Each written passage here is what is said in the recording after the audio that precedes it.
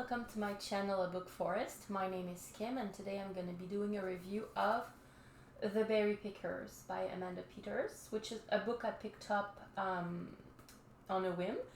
It's not something I usually gravitate towards. I went to a conference by this author, and she was really nice, so I bought her book, and I had it signed. So just for fun, I went with my mom. It was quite a nice day out. And she's a Canadian author, and so she signed a book for me. I don't usually read that type of books. I would call it literary fiction.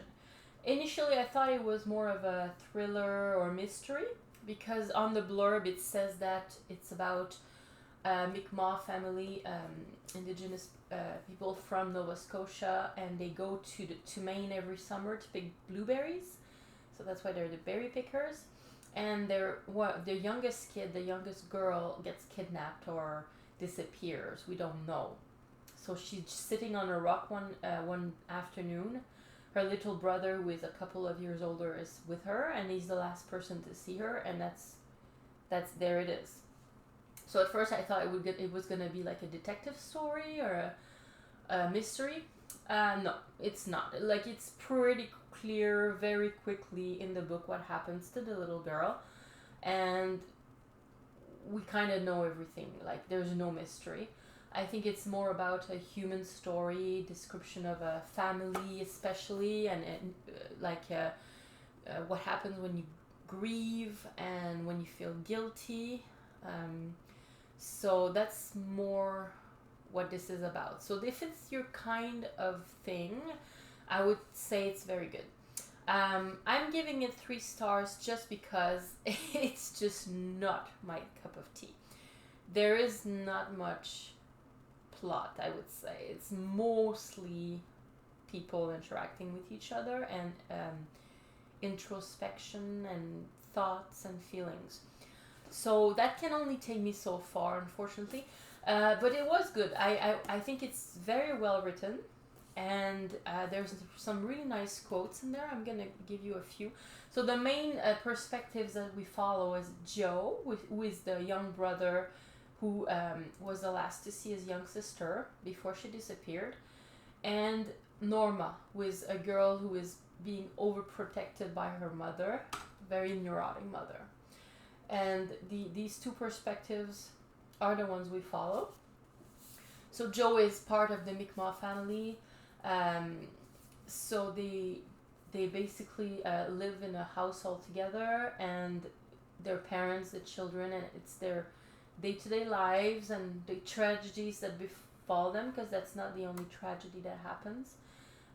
So it's quite sad. It's not lighthearted at all. And so that Joe is surrounded by people he loves and who love him. And you have Norma, who is an only child. Her parents are well off. Her father is a judge. Her mother is a stay-at-home mom. And her mother is really, she loves her very much, but she's very neurotic and controlling. But I thought that the 2 perspectives, Joe and Norma, were quite well written, because they're very distinct.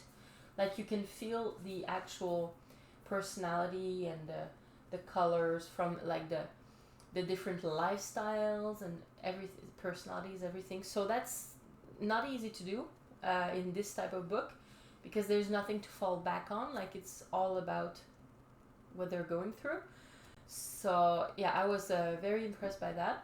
It's a debut author. She only has another short story collections. I might give it a try eventually. So yeah, I was quite pleased with the writing style. So I have a Norma quote here. So it says, "If my mother did anything exceptionally well, it was guilt. Guilt and the cleaning that came with it. I dreamed and she cleaned. And when she cleaned, I felt heavy." So Norma has recurring dreams, and she tells her parents about it, and her mother loses her mind over it. Like, she's very, very stressed out, and then she starts cleaning frenetically. So then Norma just doesn't feel comfortable telling her thoughts or what happens to her in her dreams or anything like that to her parents because of that. So it's kind of repressing in the atmosphere. Another one with Norma is, only at school or in the shower did I not have mother hovering over me. And I'm sure that if it were possible or proper, she would have had eyes on me there too. So that gives you a bit of an idea of her life, what's going on. Like, she's a child, and we see her growing up. And same with Joe. So Joe he feels very guilty about what happened to his sister, or like that she disappeared. Even though he was also only a child, he just internalizes the guilt a lot, and you see how it develops over time. So Joe is going on a hunting trip. His father is earning some money, guiding some rich American folk in the woods for a hunting trip, and Joe is a bit like ashamed of what his father is doing a little bit. He says, it's something I had a hard time reconciling. My father making himself small for them.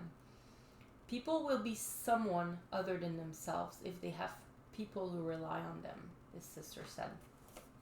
So that gives you an idea of it. Like, they're not rich at all, and the parents earn their living however they can.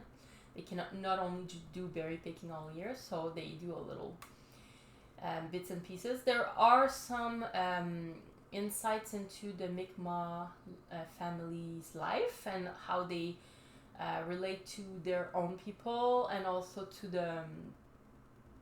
the country around them. But the focus is not on that at all.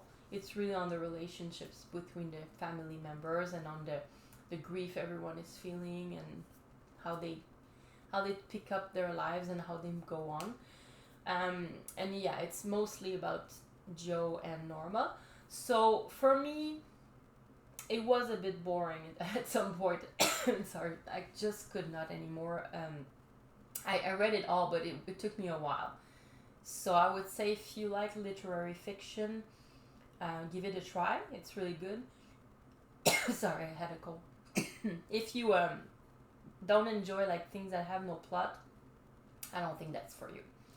So hopefully that gives you an idea, and yeah, see you next time.